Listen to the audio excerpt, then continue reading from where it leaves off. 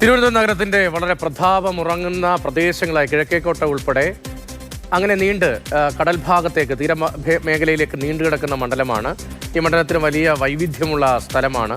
ഇവിടുത്തെ സാമൂഹിക സാഹചര്യവും ഇക്വേഷൻസും ഒക്കെ വളരെ പ്രധാനമാണ് ആര് വിജയിക്കണമെന്ന എന്ന കാര്യത്തിൽ. ഇപ്പോൾ തിരുവനന്തപുരത്തെ UDF സ്ഥാനാർത്ഥി CP ജോണാണ്. ചിഹ്നം കപ്പലാണ്. നേരത്തെ MVR പ്രതിനിധീകരിച്ച മണ്ഡലമാണ്. MVRന്റെ പിന്മുറക്കാരനായാണ് CP ജോൺ ഇവിടേക്ക് എത്തുന്നത്. വിഴിഞ്ഞം തുറമുഖവുമായി ബന്ധപ്പെട്ട MVRന്റെ ഇടപെടലുകൾ അത് നമുക്കറിയാം. സ്വാഭാവികമായും കപ്പൽ ചിഹ്നം അവർ ആഗ്രഹിച്ചു, ആ ചിഹ്നം കിട്ടുകയാണ്. LDF സ്ഥാനാർത്ഥി നടനാണ്. അദ്ദേഹം സുധീർ കരമന.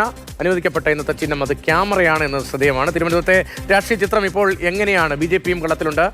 ആ സാഹചര്യത്തിൽ ഏത് നിലയിലാണ് രാഷ്ട്രീയ ചിത്രം എന്ന് പരിശോധിക്കാം. AK സ്റ്റെഫിൻ ചേർന്നുണ്ട്. സ്റ്റെഫിൻ, തിരുവനന്തപുരം ഏത് നിലയിലാണ് ചർച്ച ചെയ്യുന്നത്? ഈ ഡീൽ ആരോപണവും ഒപ്പം അപ്രതീക്ഷിത സ്ഥാനാർത്ഥിത്വവും ഏത് നിലയിലാണ് പ്രചാരണ പ്രവർത്തനങ്ങൾ?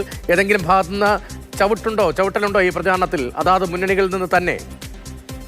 രതീഷ്, തുടക്കത്തിൽ CP ജോണിന് UDF സ്ഥാനാർത്ഥിക്ക് ഒരു മേൽക്കൈ ഉണ്ടായിരുന്നു. അതിൻ്റെ ഒരു കാരണം LDFന് അപ്പോഴും സ്ഥാനാർത്ഥി ഇല്ലായിരുന്നു എന്നുള്ളതാണ് ഒരു പ്രധാനപ്പെട്ട കാര്യം. അത് മറികടന്നുകൊണ്ടാണ് ഒരു ചലച്ചിത്ര താരം കൂടിയായ ഈ നാട്ടുകാരൻ കൂടിയായ കരമന സുധീറിനെ സ്ഥാനാർത്ഥിയാക്കി പ്രഖ്യാപിച്ചത്.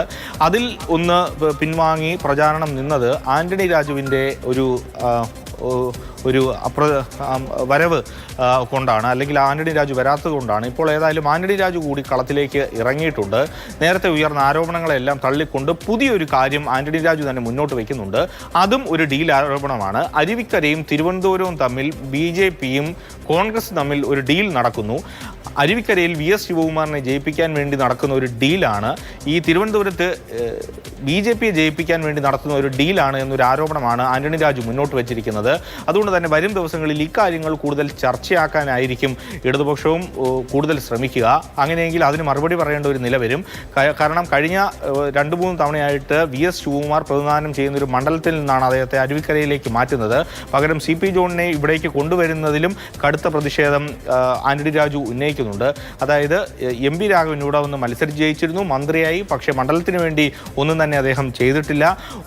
ഒപ്പം അതിനുശേഷം 25 വർഷങ്ങൾക്ക് ശേഷമാണ് അദ്ദേഹത്തിന്റെ ശിഷ്യനായി CP ജോൺ ഇങ്ങനെ വരുന്നത് എന്ന് തുടങ്ങിയ രാഷ്ട്രീയ ആരോപണങ്ങളാണ് രാഷ്ട്രീയ ആരോപണങ്ങൾ ചൂടുപിടിക്കുന്നുണ്ട്. അതേസമയം VS ശിവകുമാർ തിരുവനന്തപുരത്ത് മാറേണ്ടി വന്ന സാഹചര്യം അത് കോൺഗ്രസിലെ വലിയ സ്ഥാനാർത്ഥിത്വവുമായി ബന്ധപ്പെട്ട തർക്കങ്ങളുടെ തുടർച്ചയാണ് എന്നതുകൂടി രാഷ്ട്രീയമായി ചർച്ച ചെയ്യപ്പെടുന്നുണ്ട്.